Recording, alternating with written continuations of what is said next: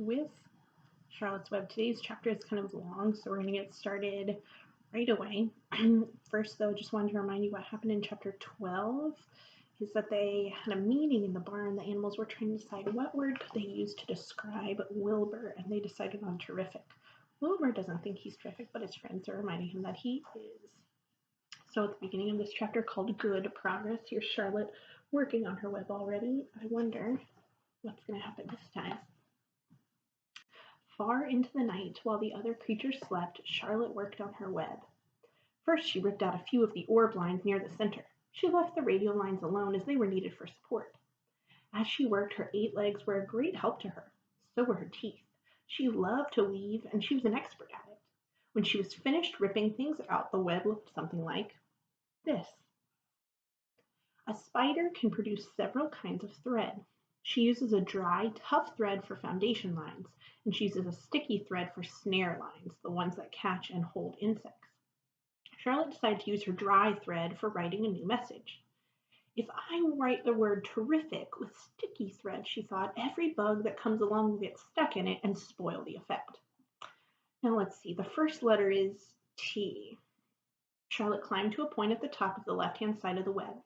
Swinging her spinnerets into position, she attached her thread and then dropped down. As she dropped, her spinning tubes went into action and she let out thread. At the bottom, she attached the thread. This formed the upright part of the letter T. Charlotte was not satisfied, however. She climbed up and made another attachment right next to the first. Then she carried the line down so that she had a double line instead of a single line. It will show up better if I make the whole thing with double lines. She climbed back up, moving over about an inch to the left, touched her spinnerets to the web, and then carried a line across to the right, forming the top of the T. She repeated this, making it double. Her 8 legs were very busy helping. Now for the E. Charlotte got so interested in her work, she began to talk to herself as though to cheer herself on. If you had been sitting quietly in the barn cellar that evening, you would have heard something like this. Now for the R. Up we go. Attach. Descend. Pay out line. Whoa. Attach. Good. Up you go. Repeat. Attach. Descend. Pay out line. Way to go, girl. Over to the right. Pay out the line. Attach. Now right and swing to the loop and around. Repeat. Okay, keep those lines together. Good girl. And so, talking to herself, the spider worked at her difficult task. When it was completed, she felt hungry.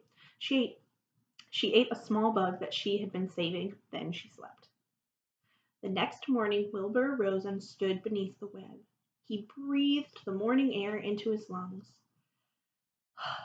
Drops of dew catching the sun made the web stand out clearly. When Lurvy arrived with breakfast, there was the handsome pig, and over him, woven neatly in block letters, was the word terrific, another miracle.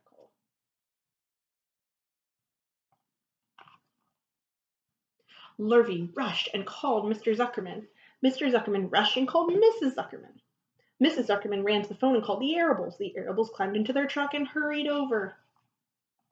Everybody stood at the pig pen and stared at the web and read the word over and over, while Wilbur, who really felt terrific now, stood quietly swelling out his chest and swinging his snout from side to side. Terrific, breathed Zuckerman in joyful admiration. Edith, you had better call the reporter on the Weekly Chronicle newspaper and tell him what has happened. He'll want to know about this. He may want to bring a photographer. There isn't a pig in the whole state that is as terrific as our pig. The news spread. People who had journeyed to see Wilbur when he was some pig came back again to see him now that he was terrific. That afternoon, when Mr. Zuckerman went to milk the cows and clean out the tie-ups, he was still thinking about what a wonderful pig he owned. Lurvy, he called, there is to be no more cow manure thrown down into that pig pen. I have a terrific pig. I want that pig to have clean, bright straw every day for his bedding. Do you understand me? Yes, sir, said Lurvy. Furthermore, said Mr. Zuckerman, I want you to start building a crate for Wilbur. I have decided to take the pig to the county fair on September 6th. Make the crate large and paint it green with gold letters.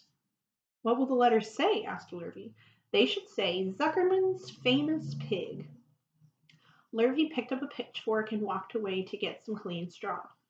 Having such an important pig was going to mean plenty of extra work. He could see that. Below the apple orchard at the end of a path was the dump where Mr. Zuckerman threw all sorts of trash and stuff that nobody wanted anymore. Here, in a small clearing hidden by young alders and wild raspberry bushes, was an astonishing pile of old bottles and empty tin cans and dirty rags and bits of metal and broken bottles and broken hinges and broken springs and dead batteries and last month's magazines and old discarded dish mops and tattered overalls and rusty spikes and leaky pails and forgotten stoppers and useless junk of all kinds, including a wrong-sized crank for a broken ice cream freezer. Templeton knew the dump and liked it. There were good hiding places there, excellent cover for a rat. And there was usually a tin can with food still stuck on the inside. Templeton was down there now, rummaging around. When he returned to the barn, he carried in his mouth an advertisement he had torn from a crumpled magazine. "How's this?" he asked, showing the ad to Charlotte. "It says Crunchy. Crunchy would be a good word to write in your web." "Just the wrong idea," replied Charlotte. "Couldn't be worse. We don't want Zuckerman to think Wilbur is crunchy.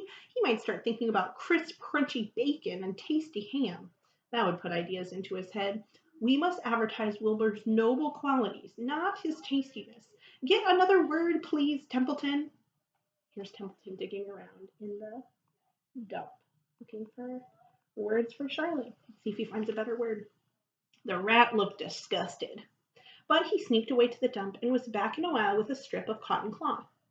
"How's this?" he asked. "It's a label off an old shirt."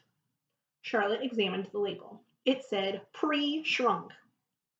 "I'm sorry, Templeton," she said, "but pre-shrunk is out of the question. We want Zuckerman to think Wilbur is nicely filled out, not all shrunk up. I'll have to ask you to try again." "What do you think I am, a messenger boy?" grumbled the rat. "I'm not going to spend all my time chasing down to the dump after advertising material." "Just once more, please," said Charlotte. "I'll tell you what I'll do," said Templeton. "I know where there's a package of soap flakes in the woodshed. It has writing on it. I'll bring you a piece of the package." He climbed the rope that hung on the wall and disappeared through a hole in the ceiling. When he came back, he had a strip of blue and white cardboard in his teeth. "There," he said triumphantly. "How's that?" Charlotte read the words, "With new, radiant action." "What does it mean?" asked Charlotte, who had never used soap in her life. "How should I know?" said Templeton. "You asked for words and I brought them. I suppose the next thing you'll want me to fetch is a dictionary." Together they studied the soap ad. "With new, radiant action," repeated Charlotte slowly. "Wilbur!" she called. Wilbur, who was asleep in the straw, jumped up. "Run around," commanded Charlotte. "I want to see you in action. See if you're radiant." Wilbur raced to the end of his yard. "Now back again, faster," said Charlotte. Wilbur galloped back. His skin shone, his tail had a fine, tight curl in it. "Jump into the air," cried Charlotte. Wilbur jumped as high as he could. "Keep your knees straight and touch the ground with your ears," called Charlotte. Wilbur obeyed. "Do a backflip with a half twist in it," cried Charlotte. Wilbur went over backwards, writhing and twisting as he went. "Okay, Wilbur," said Charlotte. "You can go back to sleep." "Okay, Templeton. This soap ad will do, I guess. I'm not sure Wilbur's action is extremely radiant, but it's interesting." Here's Wilbur jumping around doing all the things Charlotte told him to do.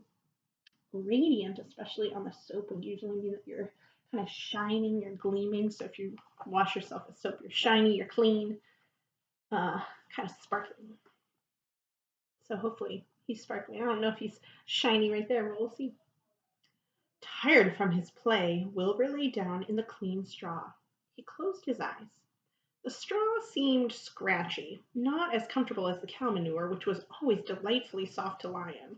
So he pushed the straw to one side and stretched out in the manure. Wilbur sighed. That's when you take a deep breath, you know. It had been a busy day, his first day of being terrific. Dozens of people had visited his yard during the afternoon, and he had had to stand and pose looking as terrific as he could. Now he was tired. Fern had arrived and seated herself quietly on her stool in the corner. "Tell me a story, Charlotte," said Wilbur as he lay, waiting for sleep to come. "Tell me a story." So Charlotte, although she too was tired, did what Wilbur wanted. How kind. "Once upon a time," she began, "I had a beautiful cousin who managed to build her web across a small stream. One day a tiny fish leaped into the air and got tangled in the web. My cousin was very much surprised, of course. The fish was thrashing wildly. My cousin hardly dared tackle it, but she did. She swooped down and threw great masses of wrapping material around the fish and fought bravely to capture it. Did she succeed? Asked Wilbur. It was a never to be forgotten battle, said Charlotte. There was the fish, caught only by one fin, and its tail wildly splashing and shining in the sun. There's a picture of the fish caught in the web, thrashing about, trying to get out, and Charlotte's cousin trying to get him. There was the web sagging dangerously under the weight of the fish. How much did the fish weigh? Asked Wilbur eagerly. I don't know, said Charlotte. There was my cousin, slipping in, dodging about, beaten mercilessly over the head by the wildly thrashing fish, dancing in, dancing out, throwing her threads and fighting hard. Finally, she threw a left around the tail. The fish lashed back. Then a left to the tail and a right to the midsection. The fish lashed back. Then she dodged to one side and threw a right and another right to the fin. Then a hard left to the head while the web swayed and stretched. Then what happened? Asked Wilbur. Nothing, said Charlotte. The fish lost the fight. My cousin wrapped it up so tight it couldn't budge. Then what happened? Asked Wilbur. Nothing, said Charlotte. My cousin kept the fish for a while, and then, when she got good and ready, she ate it. Tell me another story, begged Wilbur. So Charlotte told him about another cousin of hers who was an aeronaut. What's an aeronaut? Asked Wilbur. A balloonist, said Charlotte. My cousin used to stand on her head and let out enough thread to form a balloon. Then she'd let go and be lifted into the air and carried upward on the warm wind. Is that true? Asked Wilbur, or are you just making it up? It is true, replied Charlotte. I have some very remarkable cousins. And now, Wilbur, it's time you went to sleep. Sing something, begged Wilbur, closing his eyes.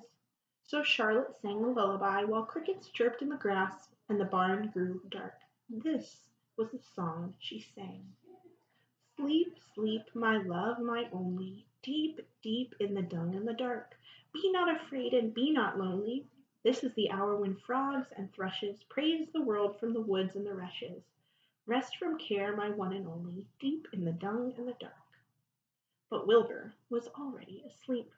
When the song ended, Fern got up and went home.